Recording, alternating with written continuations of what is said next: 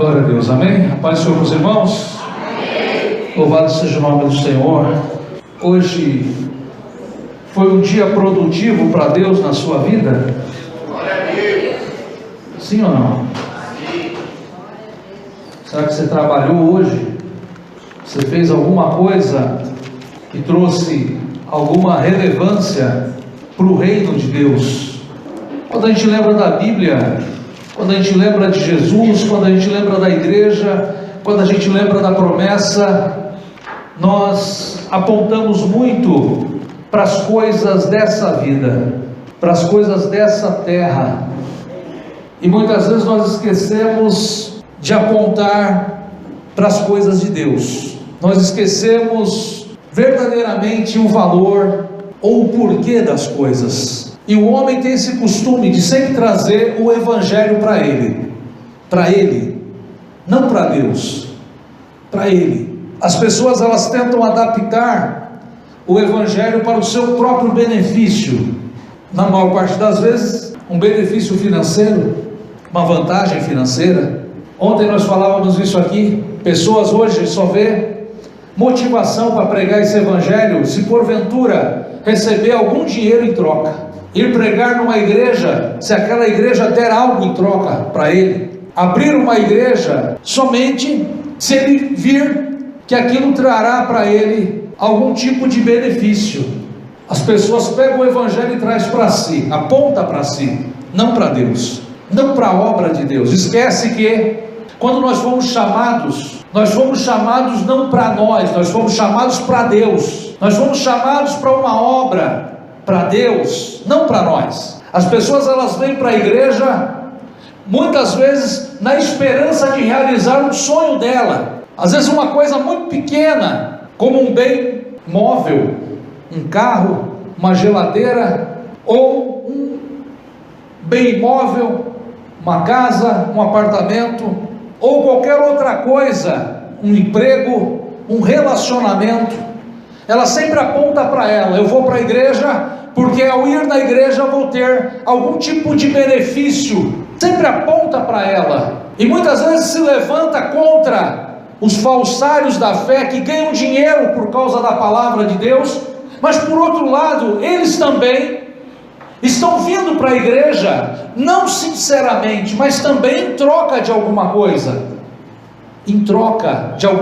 nessa terra. E tudo isso acontece porque as pessoas, elas não entenderam verdadeiramente o sentido desse chamado, o sentido dessa palavra, que esse evangelho, ele não foi feito para o meu benefício particular, mas ele foi feito para se cumprir a vontade de um Deus supremo. E Deus nos dá a oportunidade de participar dessa sua obra, de uma obra grandiosa de resgate da humanidade, de resgate do homem caído, para que pegasse esse homem e pudesse instruí-lo na palavra e transportá-lo pela fé para um outro lugar que chegará um tempo onde não será mais pela fé, mas sim presencialmente estaremos naquele lugar. Amém? Eu quero que você abra a sua Bíblia no livro de Mateus, no capítulo 4, a partir do versículo 12, capítulo 4, que fala assim: ouvindo, porém, Jesus que João fora preso, retirou-se para a Galiléia, e deixando Nazaré, foi morar em Cafarnaum, situada à beira-mar, nos confins de Zebulon e Naftali, para que se cumprisse o que fora dito por intermédio do profeta Isaías: terra de Zebulon, terra de Naftali, caminho do mar, além do Jordão, Galiléia dos gentios, o povo que jazia em trevas viu grande luz, e aos que viviam na região e sombra da morte resplandeceu-lhes a luz. Daí por diante passou Jesus a pregar e a dizer: arrependei-vos, porque está próximo o reino dos céus. Caminhando junto ao mar da Galiléia, viu dois irmãos, Simão, chamado Pedro, e André, que lançavam as redes ao mar, porque eram pescadores. Disse-lhes: vinde após mim, e eu vos farei pescadores de homens. Então eles deixaram imediatamente as redes e o seguiram. Passando adiante, viu outros 2 irmãos, Tiago, filho de Zebedeu, e João, seu irmão, que estava no barco em companhia do seu pai, consertando as redes, e chamou-os. Então eles, no mesmo instante, deixando o barco e seu pai, o seguiram. Amém? Pode sentar. O contexto dessa palavra do capítulo 4 é o contexto de Jesus vindo da tentação do deserto, de passar 40 dias jejuando no deserto, sendo tentado pelo diabo no final do seu jejum e vencido no deserto. Ele vem e surge, alguém fala para ele a notícia que prenderam João Batista. João Batista, que a Bíblia fala que foi aquele que preparou o caminho para Jesus. João Batista que ficava ali no Rio Jordão, batizando as pessoas e clamando, chamando as pessoas ao arrependimento e falando verdades as quais a carne não quer ouvir. Era a pregação de João Batista, uma pregação dura, Hoje em dia, pela abundância das igrejas, os pastores ficam acuados de pregar a palavra de Deus na direção de Deus, ficam acuados, ficam com medo, já que tem tanta igreja, uma colada na outra, e se eu falar alguma coisa, e de repente alguém se sentir ofendido, essa pessoa vai simplesmente se levantar e vai congregar na igreja do lado. Hoje em dia as pessoas têm medo de falar o evangelho, mas se preparam para poder falar uma palavra que agrade a carne das pessoas.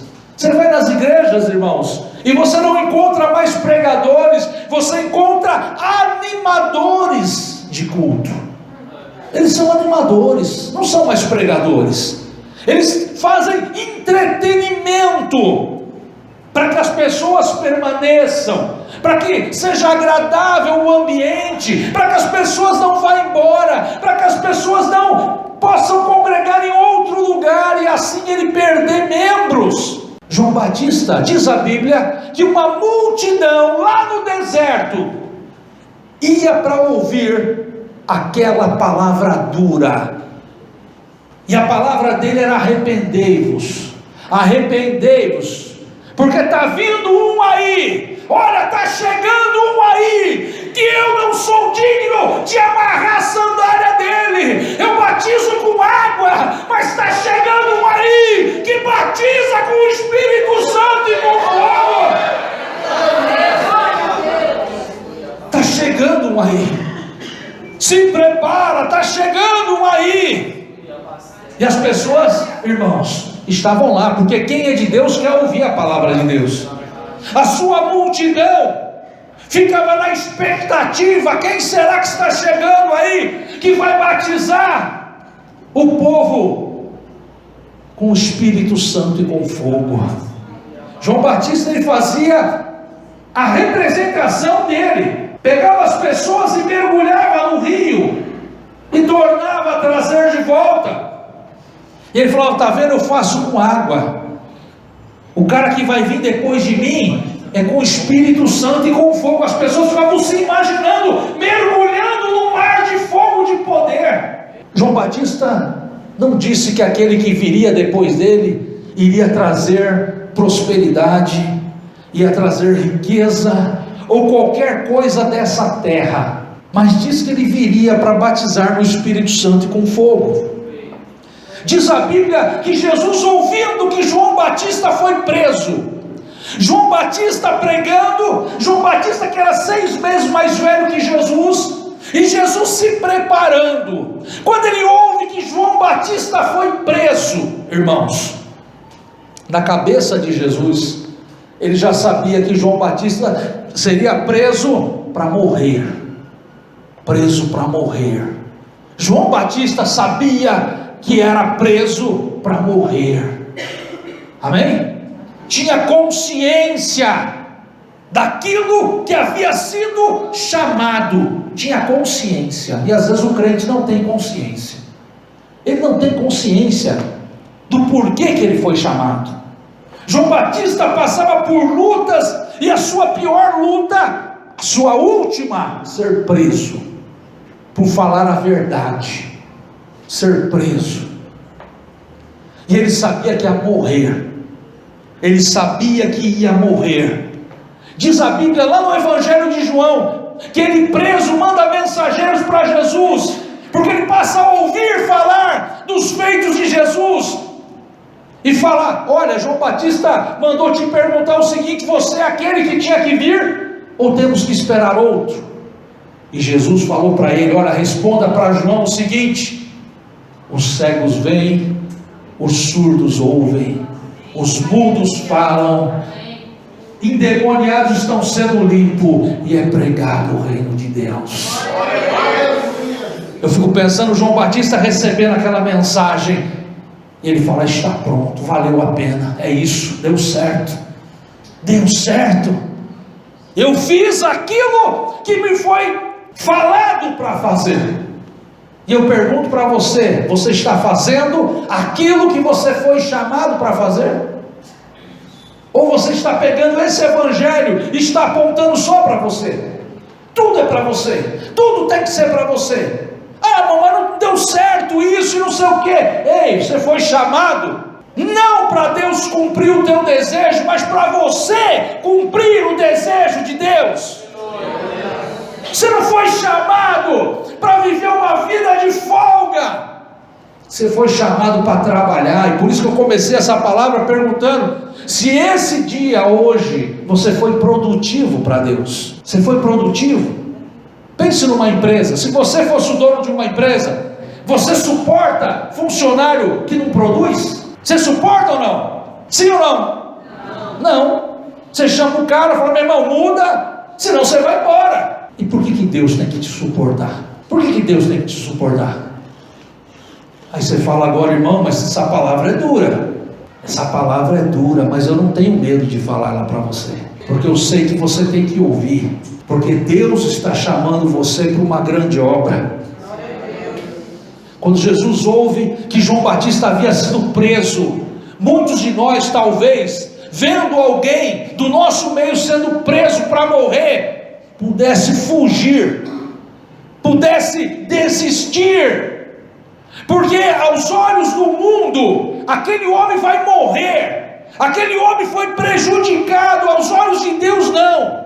Aquele homem é um vencedor. Às vezes você olha para você, para a sua vida, e o diabo fala: olha, você não tem um carro novo, você não mora numa mansão, você não tem dinheiro, você tem conta para pagar, você é um perdedor. E você fazendo a obra de Deus, o céu olha para você e diz: você é mais do que vencedor.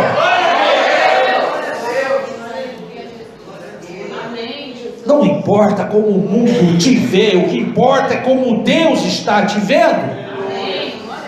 Como Deus está vendo você. Quando Jesus sabia sobre João Batista está preso, vai morrer, aquilo para Jesus foi um gatilho. Ele falou: é agora, é agora. João cumpriu o que tinha que cumprir, é agora. Diz aqui na palavra que ele foi para Galileia, e preocupado com a profecia, ele vai lá para as bandas de Zebulon e Naftali, porque está escrito na profecia, na promessa do livro de Isaías, que aquela região mergulhada em trevas veria uma grande luz, que era Jesus. Ele preocupado com a promessa. Eu falo para você, querido, você é igreja de Deus, existe uma promessa sobre a sua vida. Existe uma promessa, e a promessa não é de te dar geladeira nem carro zero, é uma promessa de te levar para o céu. Jesus estava preocupado com a promessa vai se cumprir. Jesus pensou: a promessa vai se cumprir, e vai se cumprir comigo. Você está preocupado com a promessa de Deus? Talvez você entrou aqui preocupado com a tua conta que você tem para pagar, preocupado com aquilo que você não tem, preocupado com aquilo que o mundo falou de você. Existe uma promessa sobre a sua vida, existe uma promessa, amém? E diz lá no versículo 17: daí por diante passou Jesus a pregar e a dizer: arrependei-vos, porque está próximo o reino de Deus. Está próximo o reino de Deus. O reino de Deus está chegando. O reino de Deus está chegando. E quando eu fiquei pensando nessa palavra, irmãos, o reino de Deus, e me veio na cabeça várias perguntas, irmãos, várias perguntas começaram a povoar a minha cabeça, irmão Donato. Várias perguntas sobre o reino de Deus: o que é, para que serve, o que não é, como pôr em prática, como se preparar, o que fazer, onde está, quem pode ter acesso. Que reino é esse? Que reino de Deus é esse? Que reino de Deus é esse? Jesus falou: se arrependa, porque é chegado o reino de Deus. Esse reino é o quê? Esse reino é dinheiro no meu bolso? Esse reino é comida na minha geladeira? Esse reino é carro novo? Esse reino é eu melhorar de vida aqui financeiramente? Que reino é esse que está chegando? Jesus, a pregação dele era essa: se arrependa, porque é chegado o reino. Amém? Glória a Deus. É chegado o reino. Eu vi aqui alguns versículos. Eu vi alguns versículos aqui da palavra de Deus. Por exemplo, em Colossenses, no capítulo 1, no versículo 13, ele fala: ele nos libertou do império das trevas e nos transportou para o reino do Filho do seu amor, no qual temos a redenção, a remissão dos pecados. Esse é o reino. O reino é que pela fé Deus me transportou. Pela fé, a vida que eu vivo agora, como o apóstolo Paulo fala, você não pode mais viver por vista, você vive por fé. Quando você vive por vista, você olha a tua situação, você se entristece, se aborrece. Mas quando você vive por fé, você já se vê transportado lá para o reino de Deus. Aleluia. Como a pastora G falou aqui: olha, eu não vejo a hora, já comecei a imaginar como é que não é. Isso é ser transportado. Glória a Deus. Irmão, você está sonhando, pode ser sonho, mas um dia o meu Jesus virá, e esse sonho vai virar realidade. Glória a Deus. Vai virar realidade. O que é esse reino? Que reino é esse? Lá no livro de 1 Coríntios, no capítulo 4, no versículo 20, fala: porque o reino de Deus consiste não em palavra, mas em poder. Em poder. Esse reino é poder. Amém? Não é só palavra, não. Esse reino é poder. E se é poder, o Espírito Santo está agindo nesse reino. O Espírito Santo está agindo nesse reino. Fala ainda no livro de Romanos, no capítulo 14, no versículo 17, ele fala: porque o reino de Deus não é comida nem bebida. O reino de Deus não é comida nem bebida. Então o reino de Deus não é carro novo, o reino de Deus não é dinheiro no bolso, o reino de Deus não é comida nem bebida. O reino de Deus não consiste nas coisas dessa terra, mas ele continua: mas é justiça, paz e alegria do Espírito Santo. Esse é o reino de Deus: justiça, paz e alegria do Espírito Santo. Quem está com Deus, irmão, está com isso no coração. Está com isso no coração. Às vezes você vai na casa de uma pessoa que tem muito dinheiro, como eu já fui na casa de gente que tem muito dinheiro, mas lá não tinha justiça, nem paz, nem alegria no Espírito Santo. Às vezes você mora num lugar simples, você come uma comida simples, veste uma roupa simples, mas o reino de Deus chegou lá na sua casa. Chegou lá, porque lá sim tem paz, justiça e alegria no Espírito Santo. O reino de Deus chegou. Não se iluda. Amém, querido? Não deixe o diabo enganar você, não deixe o diabo fazer você pensar uma outra coisa. Fala a Bíblia lá no livro de Atos, no capítulo 28, no versículo 31, fala do apóstolo Paulo pregando o reino de Deus, e com toda intrepidez, sem impedimento algum, ensinava as coisas referente ao Senhor Jesus. O final da vida de Paulo era falar do reino de Deus, era ensinar sobre Jesus. As igrejas aí estão ensinando sobre como ganhar dinheiro, como de alguma forma ter sucesso na sua vida financeira. Eu conheci um amigo que ele trabalhava numa empresa aqui em Cubatão. Ele tinha acabado de ter na sua empresa um curso de motivação, um curso dado por um psicólogo para motivar os funcionários, e eles falavam algumas palavras para dar motivação. Eles eram levados a acreditar em determinadas coisas para dar motivação. E ele foi numa dessas igrejas que tem por aí. Ele falou para mim: irmão, tudo que o pastor falou lá, eu aprendi lá no meu curso de motivação, de psicologia do meu trabalho.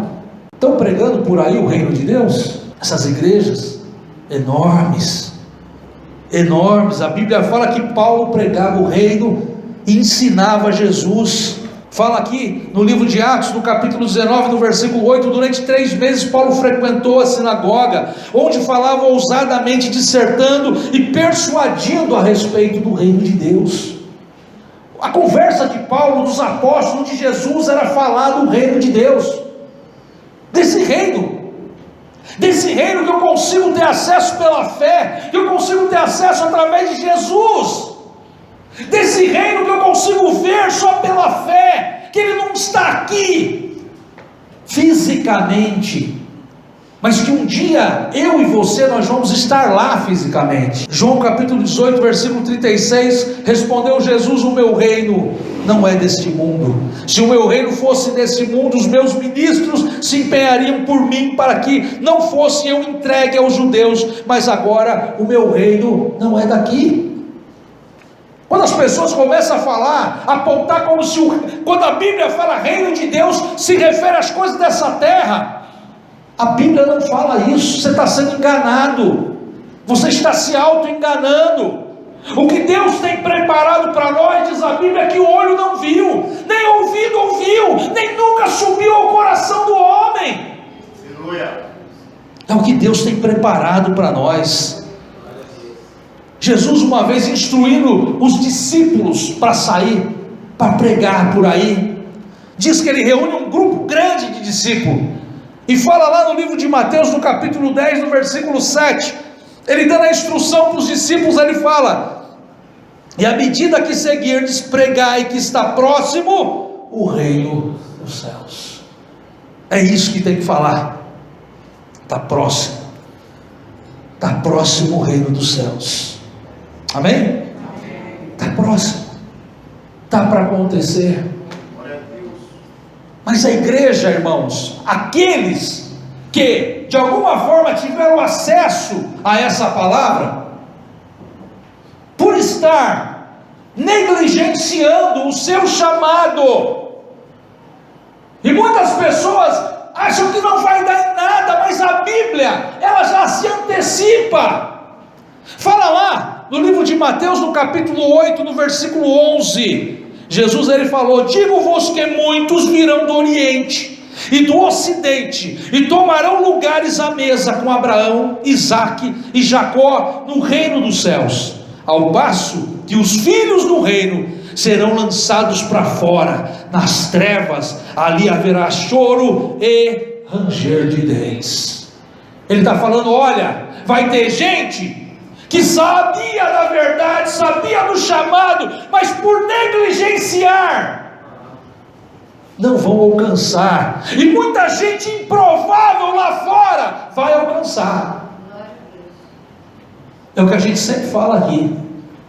Às vezes na igreja você encontra aquele que se arrependeu, mas que voltou para o vômito, se voltou para a lama, só está na igreja. E às vezes lá no mundo, na ignorância das pessoas do mundo, você encontra a justiça, você encontra a misericórdia, você encontra às vezes temor de Deus. Eu conheço pessoas que não vêm para a igreja e que às vezes, em momentos cruciais na vida, mas por que você não fez? Você não tem medo de polícia? Você não tem medo de homem? Por que você não fez? Eu não fiz porque eu sei que Deus não se agrada. E agora? Essa palavra. Você tem um chamado. Amém? Você tem um chamado. E você não pode negligenciar o seu chamado. A Bíblia fala: buscai primeiro o reino Dos céus. e as demais coisas vos serão acrescentadas. A Bíblia já fala. A Bíblia já fala que tem que ser assim. Na oração do Pai Nosso, Jesus ensinou que você tem que orar: venha o teu reino. Está escrito, irmão. Será que para alguém vai ser novidade? Será que para alguém vai ser surpresa naquele grande dia? Será que vai ser surpresa? Amém? Fala lá no texto. Fala no texto que Jesus, querendo pregar o reino de Deus, sabendo que sozinho ele não podia, porque ele estava na posição de homem, que ele precisava passar esse evangelho, essa visão, para pessoas preparadas, para que esse reino de Deus viesse a crescer, ou viesse a ser divulgado o mais longe possível. Ele passa a chamar pessoas para passar essa visão. Ele passa a chamar pessoas. E o que tem acontecido hoje, irmãos, de muitas igrejas lotadas de pessoas não com a visão do reino de Deus, mas pessoas com a visão do reino dos homens, do reino dessa terra, pessoas contaminadas, outras pessoas decepcionadas, como hoje nós falamos na escola bíblica, porque mostraram para eles um reino de Deus que não é verdadeiro. E daí quando você chega para ele: olha, vamos lá na minha igreja, ele fala: eu não quero nem saber de igreja, eu fui lá na igreja tal, tomaram o meu dinheiro, olha, eu não detesto, eu não quero nem entrar mais em igreja. Quantas pessoas estão negligenciando o seu chamado? Quantas pessoas passando um evangelho que não é o do céu, que não é o de Deus? Você foi chamado para isso, irmãos, e se você não fizer, como é que vai ser? Porque lá fora, não se iluda, às vezes sai na TV estatísticas que a igreja evangélica já é 40% do Brasil. Ai, que maravilha! Que maravilha! Vai ver a qualidade da palavra que eles estão pregando nessas igrejas, vai ver o tipo de pessoas que eles estão transformando dentro dessas igrejas, vai ver, como a gente já fez aquela comparação, quando você pega uma panela de feijão e você coloca 40% de sal dentro da panela, você vai sentir que está salgado ou não? Sim ou não? Sim. A Bíblia fala que nós somos o sal da terra. Se tem 40% de sal no Brasil, dá para sentir que está salgado? Ou não? Não está salgado. Pode ter 40% de evangélico, mas de seguidor de Jesus, nesse feijão chamado Brasil, tem uma pitada de sal. Era bom se tivesse 40%. Era bom, mas não é isso que a gente está vendo por aí. Jesus, ele chama, ele viu. Não foi Pedro que viu Jesus, não foi André que viu Jesus, não foi Tiago ou João que viu Jesus. Jesus viu eles primeiro, como Jesus viu você primeiro. Você só veio uma vez ter contato com esse evangelho, não é porque você quis, não é porque você quis, hoje eu quero lá entrar. Foi Deus que te viu antes e te chamou. Jesus olhou para Pedro, Jesus olhou para o temperamento de Pedro, explosivo, falou: eu consigo usar esse cara, eu consigo. Jesus olha para André, aquele cara pacífico, tranquilo, ele falou: eu consigo usar essa pessoa. Jesus olha e viu Tiago, inteligente, dedicado, falou: esse cara é importante para o reino dos céus, vai ser uma ferramenta. Jesus olha João, um garoto amoroso, bonzinho, puro, ele fala: é esse aí que eu quero para o reino de Deus. Quando Deus olhou você, ele viu teus erros, teus defeitos e as tuas virtudes que ninguém viu. Glória a Deus. E falou: eu preciso de você para esse reino. Não negligencie o teu chamado. Você tem um chamado, meu irmão. Talvez você esteja hoje aqui, você nem saiba o que é um chamado, você nem saiba qual é a obra, mas saiba que nada é por acaso onde Deus está. Deus te chamou para uma obra, Deus te chamou para pregar esse reino, e que nessa noite nós possamos falar: que venha o teu reino, Senhor, que venha o teu reino. Eu quero, Senhor, justiça, paz e alegria do Espírito Santo. É isso que eu quero. É isso que eu quero. Que venha através da minha fé, que eu seja transportado realmente para esse reino, aonde o meu pecado foi perdoado, aonde que eu vou começar uma vida nova, porque é isso que Deus quer dar para você, uma vida nova, um pensamento novo. As pessoas estão lá fora sozinhas, as pessoas estão lá fora, e lá fora é uma aparência. Você vai nas festas, está todo mundo rindo. Ai, que maravilha, que vida maravilhosa. Chega em casa, a máscara tira, cai e chora, entristece e dá vontade de sumir, de morrer. Mas quando Deus te chama, Ele te dá uma nova vida, Ele te dá uma nova chance. E quando você sorri, é um sorriso sincero. As pessoas olhar para você e falar: esse cara está louco. E você fala: eu sou louco por Jesus, eu sou louco por Ele, que Ele me amou primeiro. Amém? Não negligencie o teu chamado. Amém, querido? Curva a tua cabeça, vamos orar.